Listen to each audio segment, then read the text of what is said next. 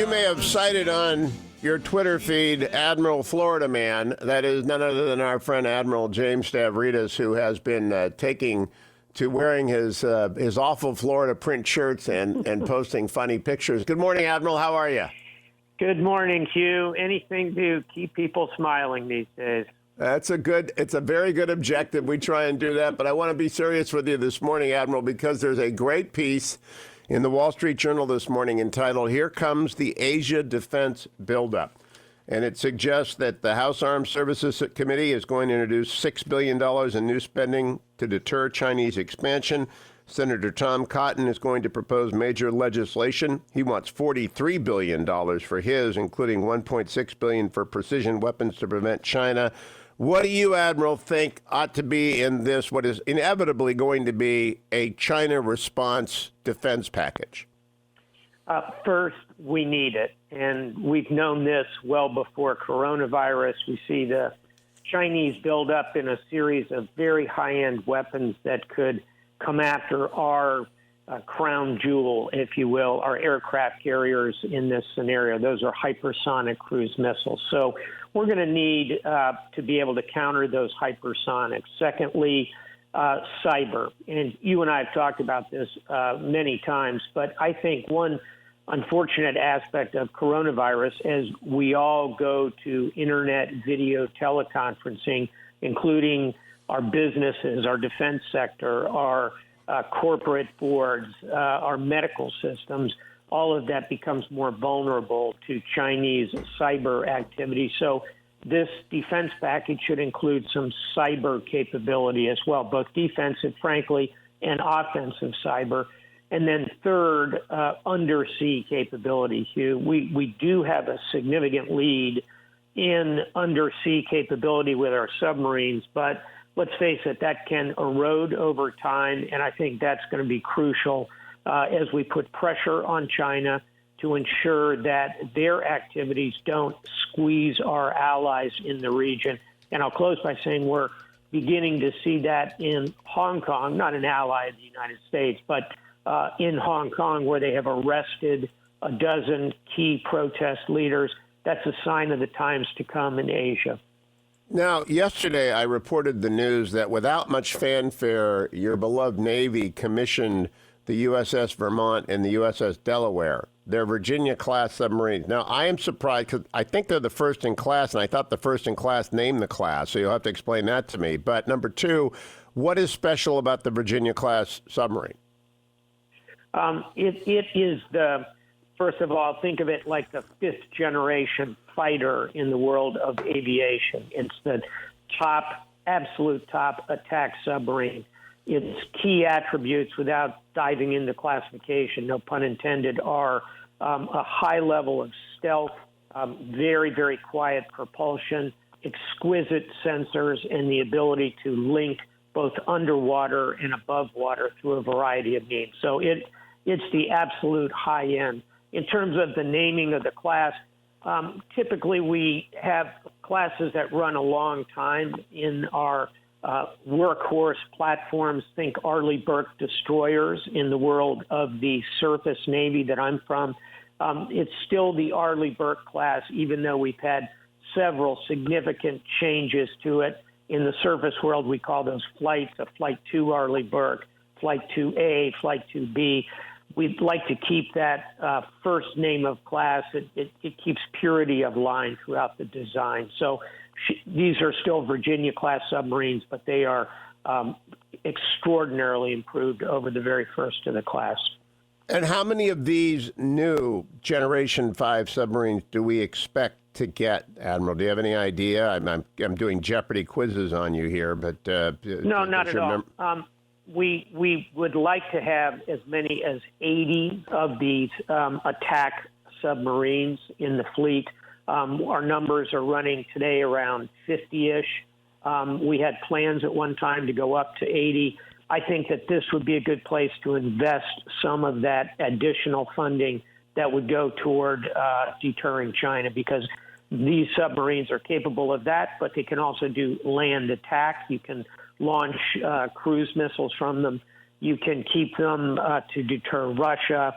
They have extraordinary intelligence gathering capability to operate off coasts anywhere in the world. They're multitasking platforms. It would be money well spent to put against some of these platforms. Now, Admiral, yesterday I had Attorney General Barr on an interview that made a lot of news for a lot of different reasons, and a lot of people seized on the fact that he said states have to be careful not to infringe on constitutional liberties, which I think is a rather non-controversial statement, but of course in these hyper-partisan times people seized on it. What he said that didn't get a lot of attention is that they have evidence of much increased espionage by the People's Republic of China, the Communist China Party. I always try and distinguish between the nation, the people, and the communists who are running it against the United States. And much increased, my goodness, it was already extraordinarily high. It's been high since I was at the Department of Justice in the counterintelligence business 30 years ago. So of that money that's going to go to state and local governments, putting on your real objective hat, can we trust them to run cyber defense, or do we have to basically take over the cyber defense of the states from D.C. and buy them their cyber defense and maintain it, or can the states do it? I think this is one that the federal government is going to have to take the lead on. Now, certainly there is a role for the states in cyber defense, just as there is a role for the states in running elements of state guard and national guard forces. But ultimately, the cyber is such a massive undertaking and such an enormous vulnerability for the United States that it has to be driven by the federal government. So funding ought to be vested largely in the NSA, the National Security Agency, the Department of Homeland Security, in the military services to create cyber defenses, and most importantly, to create offensive cyber capability, which acts as a deterrent against other nations using offensive cyber against us. That has to go at the national level. But I'll give you some examples of things that the state and local can do. They can do point defense, if you will, on systems like the electoral systems in the state. There'd be a national cover over all of that, but you have to have state and municipal, at least awareness, sensors, if you will, to see that coming in.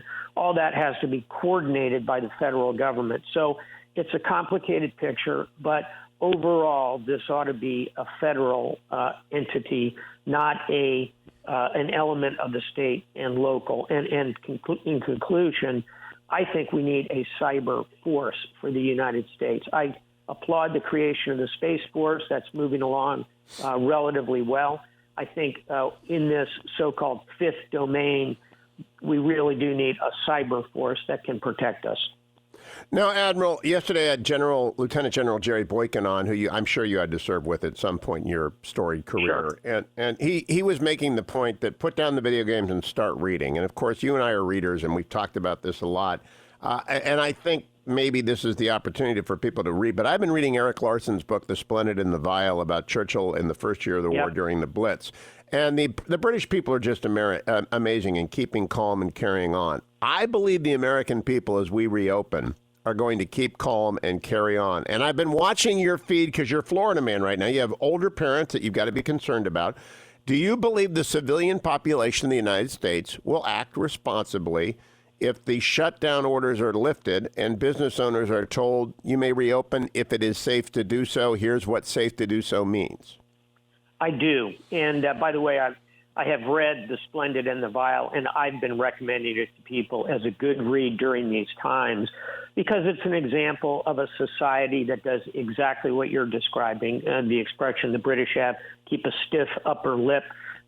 Churchill as a leader who can inspire that kind of universality in a population. It's an extraordinary story, and it's highly readable, like all of Eric Larson's books.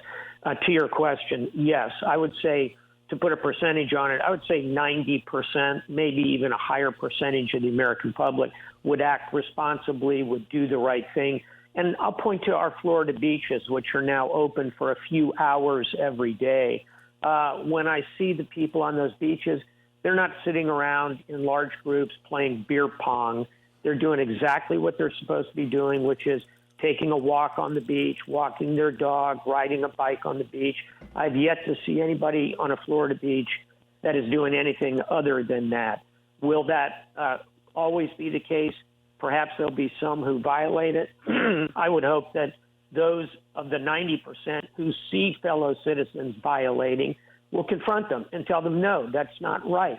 We have to pull together on this, and I think the American people will do that. Yeah, I genuinely, I want to give you the last word. I don't think this is going to be a problem. I think business owners are not going to risk their reputation, their entire life, or their customers by being irresponsible. And then there are people like, my parents are gone, but you've got older parents. You're not going to go running around exposing yourself to the virus because you got to take care of your mom and dad.